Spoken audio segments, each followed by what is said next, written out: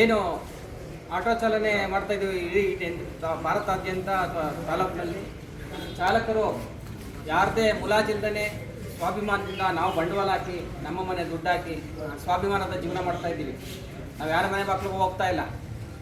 ಏನು ರಸ್ತೆಯಲ್ಲಿ ಸಂಚಾರ ಮಾಡ್ತಿದ್ರು ಬೆಂಗಳೂರಿನಲ್ಲಿ ಸಂಚಾರಿಕರ ಸಮಸ್ಯೆ ಆಗಿದ್ರೆ ಅದು ಬಗೆಹರಿಸಬೇಕಾಗಿತ್ತು. ಅದನ್ನು ಬಿಟ್ಟು ನಮ್ಮ ಸ್ವಾಭಿಮಾನಿ ಚಾಲಕನಿಗೆ ಪಾದರಕ್ಷೆಯಿಂದ ಹಲ್ಲೆ ಮಾಡಿರೋದು ಅತ್ಯಂತ ಖಂಡನೀಯ. ಅದಲ್ಲದೆ ನಮ್ಮ ಚಾಲಕರು ಕಂಪ್ಲೇಂಟ್ ಕೊಟ್ಟರು ಸಹ ಪೊಲೀಸ್ನವರು ಅವ್ರು ಕರೆಸಿ ಸೂಕ್ತ ಕಾನೂನು ರೀತಿ ಕ್ರಮ ತಗೊಳ್ಳೋದಾನೆ ಕೇವಲ ಹೇಳಿಕೆ ತಗೊಂಡು ಬಿಟ್ಟು ಕಳಿಸಿರೋದು ನಮಗೆ ಬಹಳ ನೋವಿನ ಸಂಗತಿಯಾಗಿದೆ. ಅದೇ ನಮ್ಮ ಚಾಲಕರು ಕಳೆದ ಕೆಲವು ತಿಂಗಳಿಂದ ಸಣ್ಣ ಗಲಾಟೆ ಆಗಿತ್ತು. ಆ ಸಣ್ಣ ಗಲಾಟೆ ಆದ ತಕ್ಷಣ ಆತನನ್ನು ಬಂಧಿಸಿ ಜೈಲಿಗೆ ಕಳಿಸಿದ್ರು ಇದೇ ಬೆಂಗಳೂರು ಪೊಲೀಸ್ನವರು.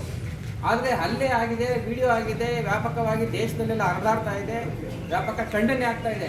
ಆದರೂ ಸಹ ಪೊಲೀಸ್ನವರು ಸೂಕ್ತ ಕ್ರಮ ತಗೊಂಡು ಏನು ಹಲ್ಲೆ ಮಾಡಿದ್ರು ಆಕೆನ ನ್ಯಾಯಾಧೀಶರ ಮುಂದೆ ಹಾಜರುಪಡಿಸಿರೋದು ಖಂಡನೀಯ. ನಾವು ಏನು ಒತ್ತಾಯ ಮಾಡ್ತಾ ಇದ್ದೀವಿ, ತಾಲೂಕು ಮತ್ತು ಆಟೋ ಚಾಲಕರ ಸಂಘದ ಪರವಾಗಿ ಏನು ಒತ್ತಾಯ ಮಾಡ್ತಾ ಇದ್ದೀವಿ ಅಂತಂದರೆ, ಈ ಕೂಡಲೇ ಏನು ನಮ್ಮ ಸಹೋದರ ಚಾಲಕನ ಮೇಲೆ ಹಲ್ಲೆ ಮಾಡಿದ್ದಾಳೆ ಆಕೆನ ಬಂಧಿಸಬೇಕು, ನ್ಯಾಯಾಧೀಶರ ಮುಂದೆ ಹಾಜರುಪಡಿಸಬೇಕು. ಜೊತೆಗೆ ಏನು ನೊಂದಿದ್ದಾನೆ ನಮ್ಮ ಚಾಲಕ ಅವನಿಗೆ ಸೂಕ್ತ ಸ್ಪಂದನೆನ ಸರ್ಕಾರ ತಕ್ಷಣ ನೀಡಬೇಕು. ಕಾರ್ಮಿಕ ಇಲಾಖೆ ಅವ್ರ ಪರವಾಗಿ ನಿಂತ್ಕೋಬೇಕು ಅಂತೇಳಿ ನಾವು ಮನವಿ ಮಾಡ್ತಾ ಇದ್ದೀವಿ. ಈ ದೇಶದಲ್ಲಿ ಎರಡೆರಡು ಕಾನೂನು ಇದೆಯಾ, ಬಡವ್ರಿಗೊಂದು ಕಾನೂನು, ಶ್ರೀಮಂತರಿಗೊಂದು ಕಾನೂನು ಅಂತಿದೆಯಾ? ಅದೇ ನಮ್ಮ ಬಡ ಚಾಲಕರು, ಕೂಲಿ ಕಾರ್ಮಿಕರು ಅಥವಾ ಸಾಮಾನ್ಯ ರೈತರ ಮೇಲೆ ಆದರೆ ತಕ್ಷಣ ಕೇಸ್ ಹಾಕಿ ಹಿಡಿದು ಜೈಲು ಕಳಿಸ್ಕೊಡ್ತಾರೆ. ಕೇಸ್ ಸಣ್ಣದಾಗಿರಲಿ ದೊಡ್ಡದಾಗಿರಲಿ. ಆದರೆ ನಡು ರಸ್ತೆಯಲ್ಲಿ ಸಾರ್ವಜನಿಕರ ಮುಂದೆ ಹಲ್ಲೆ ಮಾಡಿರ್ತಕ್ಕಂಥ ಇಂಥ ಮಹಿಳೆಯನ್ನು ಬಿಟ್ಕೊಂಡಿರೋದು ಎಷ್ಟು ಸರಿ? ಆದ್ದರಿಂದ ನಾವು ಸರ್ಕಾರಕ್ಕೆ ಎಚ್ಚರಿಕೆ ಕೊಡ್ತಾ ಇದ್ದೀವಿ. ಈ ದಿನ ಸಂಜೆ ಒಳಗಡೆ ಏನು ನಮ್ಮ ಚಾಲಕನ ಮೇಲೆ ಹಲ್ಲೆ ಮಾಡಿದ್ದಾಳೆ ಆಕೆಯನ್ನು ಬಂಧಿಸಿ ನ್ಯಾಯಾಧೀಶ ಮುಂದೆ ಹಾಜರುಪಡಿಸಿ ಕಾನೂನು ಕ್ರಮ ತಗೋಬೇಕು. ನಮ್ಮ ಸ್ವಾಭಿಮಾನಿ ಚಾಲಕರಿಗೆ ಗೌರವ ಕೊಡಬೇಕು. ಮತ್ತು ಇದ್ರ ಜೊತೆಗೆ ಇದೇ ಸಮಯದಲ್ಲಿ ನಾನು ಏನು ತಿಳ್ಕೊತಾ ಇದ್ದೀನಿ ಅಂತ ಹೇಳಿ ಅಂದರೆ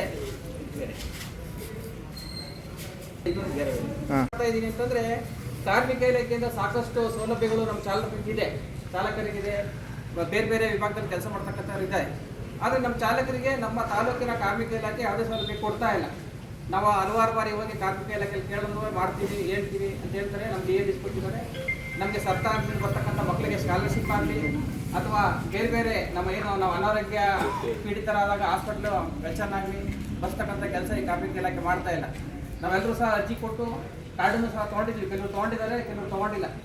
ಯಾರು ತೊಗೊಂಡಿಲ್ಲ ಅವ್ರದ್ದೊಂದು ಆಂದೋಲನ ಮಾಡಿ, ಏನು ಒಂದು ಸಭೆ ಮಾಡಿ, ಒಂದು ಆಂದೋಲನ ಮಾಡಿ ಚಾಲಕರಿಗೆ ಪ್ರತಿಯೊಬ್ಬರಿಗೂ ಸಹ ಏನು ಕಾರ್ಮಿಕ ಕಾರ್ಡ್ ಮಾಡಿಕೊಟ್ಟು, ಇವ್ರಿಗೆ ಹೆಲ್ತ್ ಕಾರ್ಡ್ ಮಾಡಿಕೊಟ್ಟು, ಏನು ಸರ್ಕಾರದಿಂದ ಕಾರ್ಮಿಕರಿಗೆ ಸಿಗ್ತಕ್ಕಂಥ ಸೌಲಭ್ಯನ ಪ್ರಾಮಾಣಿಕವಾಗಿ ನೀಡಬೇಕು ಅಂತೇಳಿ ಕಾರ್ಮಿಕ ಅಧಿಕಾರಿನ ಈ ಮೂಲಕ ನಾನು ಮನವಿ ಮಾಡ್ತಾ ಇದ್ದೀನಿ.